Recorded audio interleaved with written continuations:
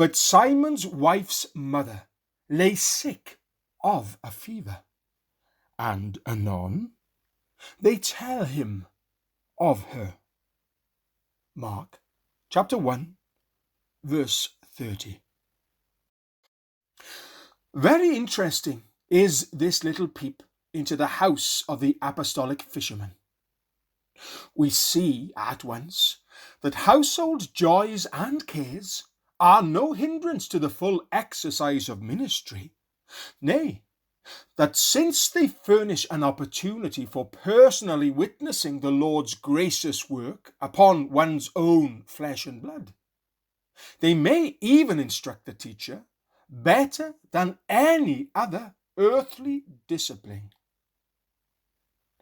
Papists and other sectaries may decry marriage, but true Christianity and household life agree well together.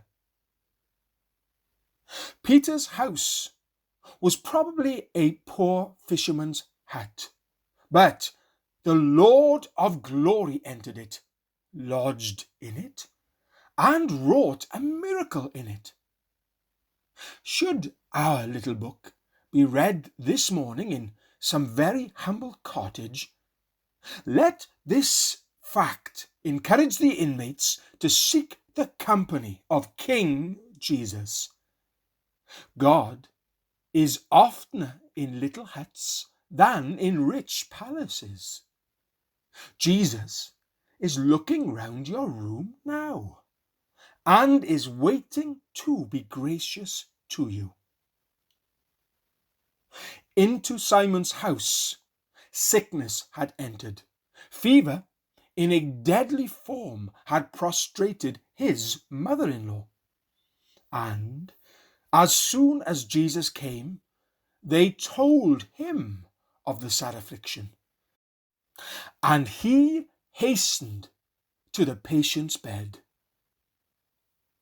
Have you any sickness in the house this morning? You will find Jesus by far the best physician. Go to him at once and tell him all about the matter. Immediately lay the case before him. It concerns one of his people, and therefore will not be trivial to him. Observe that at once the Saviour restored the sick woman. None can heal as he does. We may not make sure that the Lord will at once remove all disease from those we love, but we may know that believing prayer for the sick is far more likely to be followed by restoration than anything else in the world. And where this avails not, we must meekly bow to his will, by whom life and death are determined. The tender heart of Jesus waits to hear our griefs. Let us pour them into his patient ear. But Simon's wife's mother lay sick of a fever, and anon they tell him of her.